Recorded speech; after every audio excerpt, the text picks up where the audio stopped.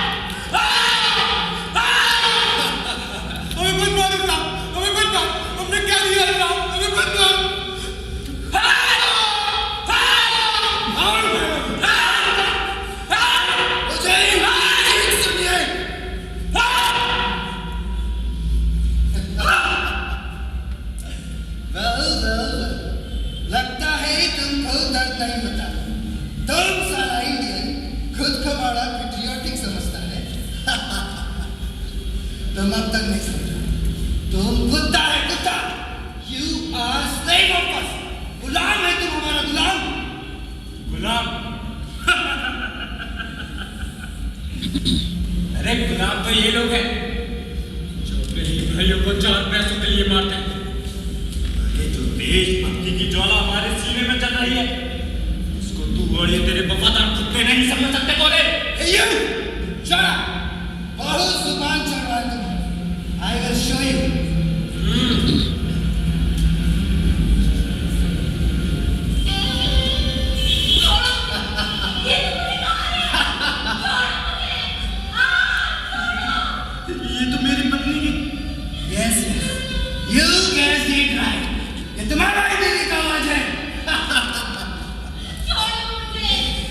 उस बेचारे ने तेरा क्या बिगाड़ा?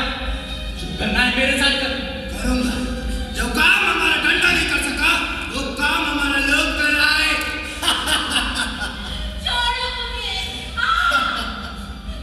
बहुत बड़ा कुत्ता है तू, सबसे बहुत बड़ा कुत्ता है।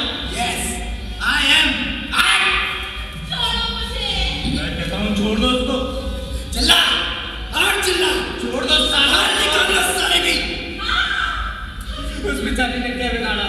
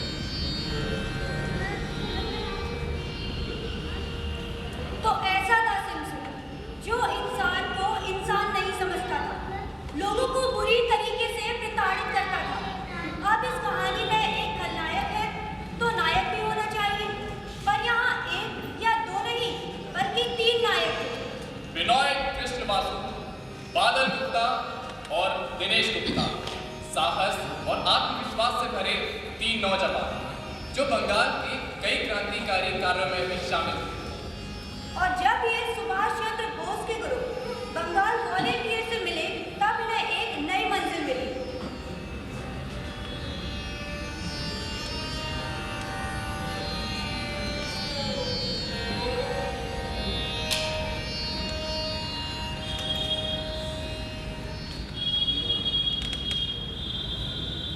वंदे मातरम। दादा बोलो उनकी आदेश।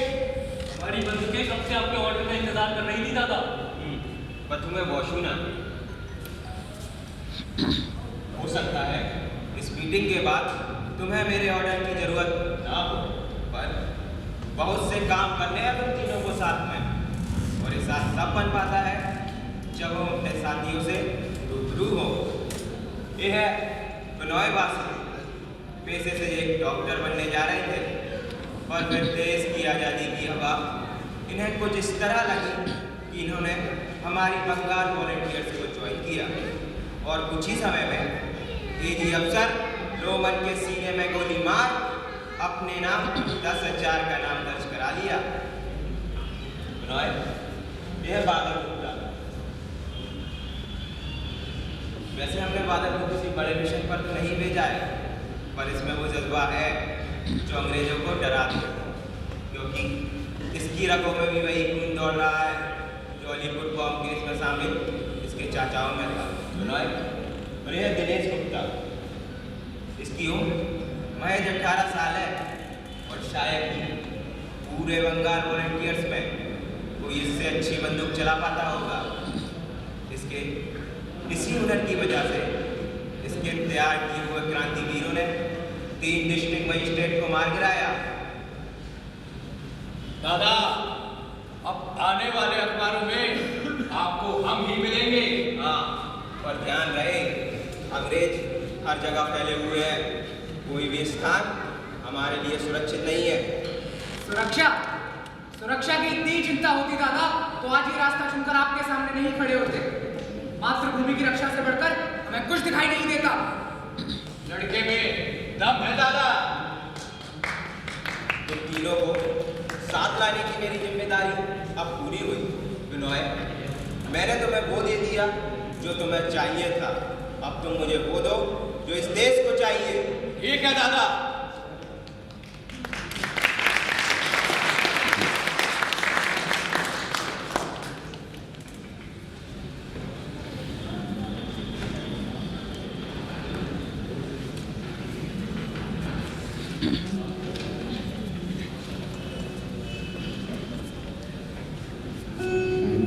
तीनों लड़कों ने ठान रखा था कि उन्हें अपने कदमों से अंग्रेजी हुकूमत को डगमगा देना है।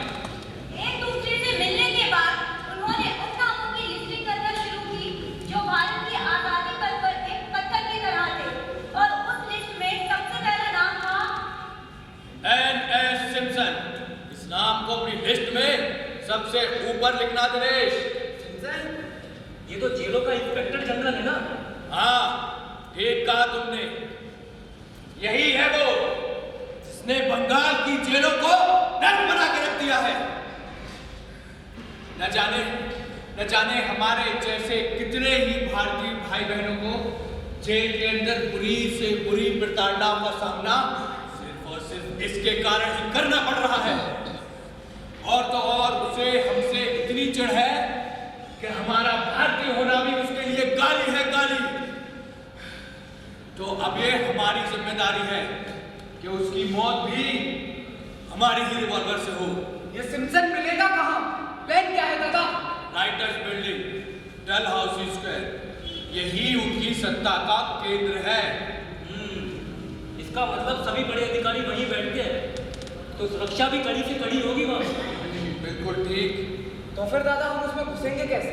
अंग्रेजी पोशाक में उनके जैसा बदलाव भी होगा हमारा, और व्यवहार भी उनके ही जैसा होगा हमारा। सबसे पहले राइटर्स बिल्डिंग में घुस के पूरी बिल्डिंग का जायजा लेंगे, और फिर सिम्पसन को ढूंढते ही उसे गोलियों से भून देंगे। उसके बाद जो भी अधिकारी हमारे सामने आएगा उसे भी मौत ही नसीब होगी। और साथियों, हमारा ये पहला बड़ा मिशन होने के साथ साथ आखिरी भी हो सकता है, तो भूलना मत हम ये क्यों करने जा रहे हैं। इस घटना के बाद उनमें डर पैदा होगा, और यही डर उन्हें कमजोर भी बनाएगा। हमारी शहादत हमारे देश को आबाद करेगी। हमारे मरने के बाद ढेरों और क्रांतिकारी पैदा होंगे जो कि हमारी भारत माता को इन अंग्रेजों की बेड़ियों से मुक्त कराएंगे। Vande Mataram! Vande Mataram! Vande Mataram!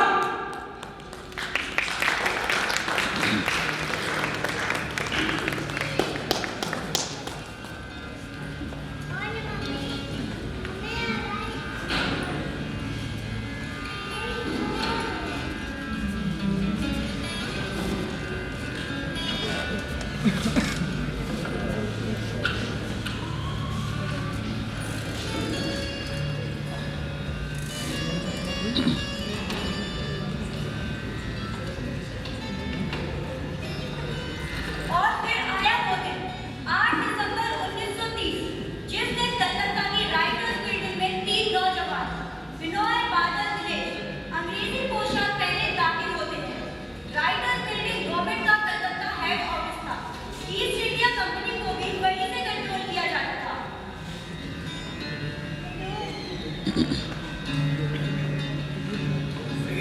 freedom, freedom. These bloody Indians are hungry for their freedom. I will also see how they bloody get their freedom. ये सारे गुलाम भूल जाते हैं कि उनका सामना किससे हो रहा है। N.S. Simpson, N.S. Simpson, hey you, come here. Yes sir. Go and get some wine for me.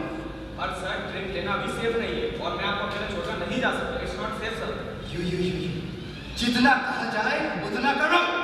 Shut up and get out. जी सर।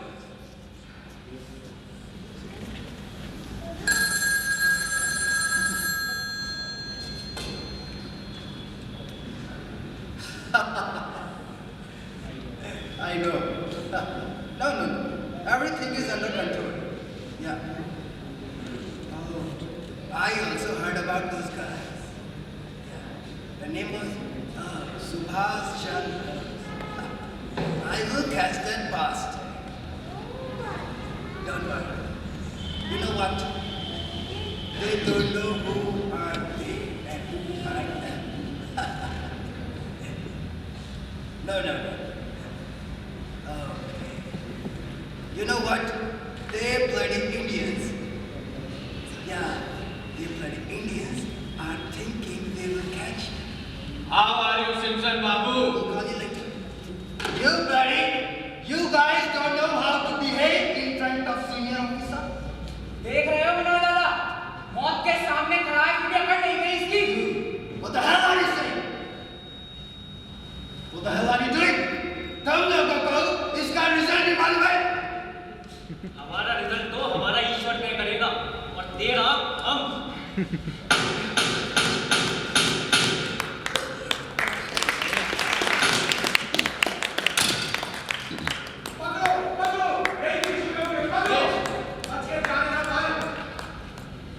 दादा फूल उगा रहे हैं दादा। साथियों, अब यहाँ से बच के निकलने का कोई रास्ता नहीं है सिवाय हमारी मौत के। और हमारी मौत से अंग्रेजों के हाथों तो नहीं होगी दादा।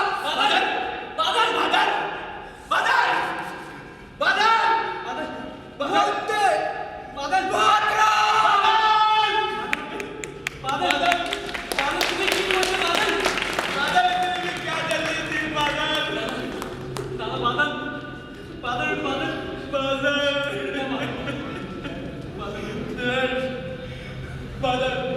नहीं दादा नहीं, कुछ नहीं होगा इसे।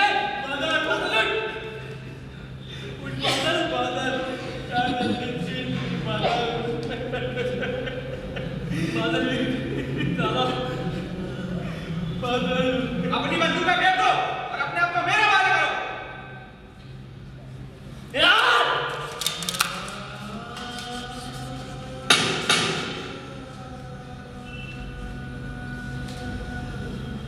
पकड़ो। एक भी बच के जाने ना पाए। तुम आगे देखो। दिनेश,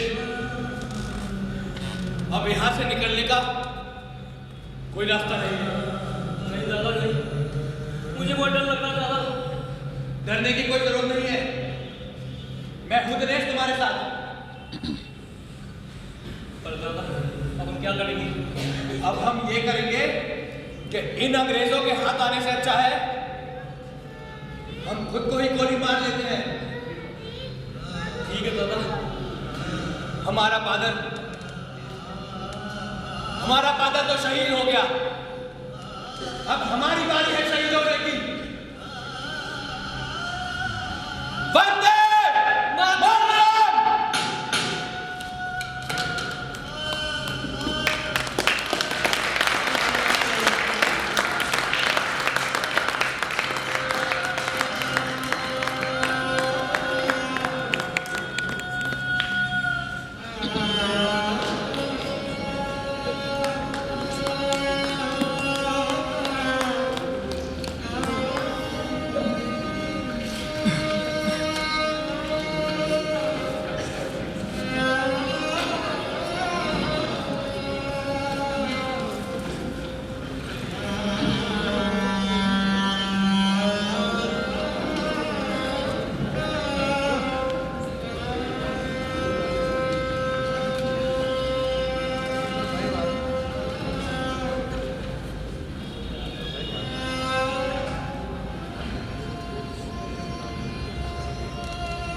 तरह 8 दिसंबर 1930 सिम्पसन को मारने के बाद अंग्रेजों से चारों तरफ से घिरने पर उन तीनों ने उनके हाथ गिरफ्तार न होने का फैसला किया। बादल ने पोटेशियम साइनाइड लेकर मौके पर ही शहादत हासिल कर ली, जबकि विनोय और बादल ने अपनी अपनी रिवॉल्वर से खुद को गोली मारी। पर विनोय और बादल की सांसें अभी भी चल रही थी। उन्हें अंग्रेजी अफसरों द्वारा अस्पताल ले जाया गया। इस वारदात के 5 दिन बाद यानी 13 दिसंबर 1930 को विनोय बासु ने अस्पताल में ही शहादत को प्राप्त किया, पर दिनेश को अंग्रेजों ने बचा लिया और ट्रायल के बाद उसे फांसी की सजा सुनाई गई।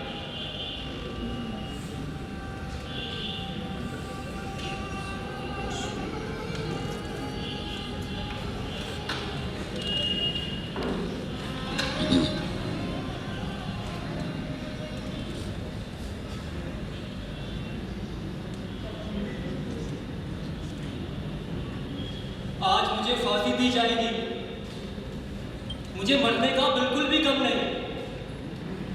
गम तो इतना है कि मेरी मौत इन अंग्रेजों के हाथों लिखी गई। काश मैंने बंदूक की गोली माथे के बीचों बीच दागी होती, तो आज मैं भी अपने साथियों के साथ। मैं समझता हूं कि जीवन अनमोल है, पर कभी कभी मौत जीवन से बढ़कर होती है। मैं अब सोना चाहता हूं, गहरी नींद, एक ऐसी नींद जो मेरे दिल और मेरी अंतहीन यादों को शांत कर दे, इस दुनिया के दुर्भाग्य को मिटा दे। मौत मेरी दोस्त है और अब यही मुझे इस बंधन से आजाद करेगी।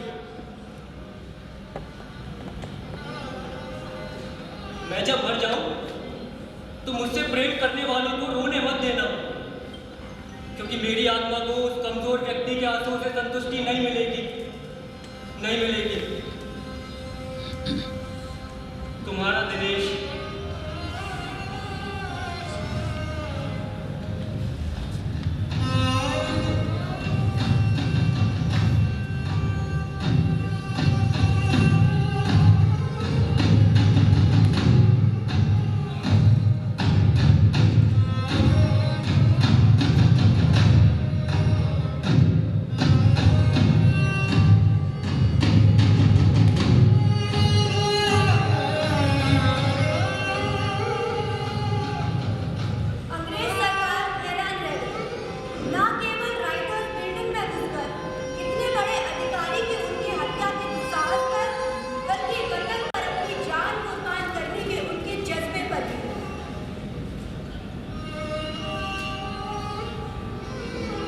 सारे क्रांतिकारियों को मानो एक नई संजीवनी मिल गई।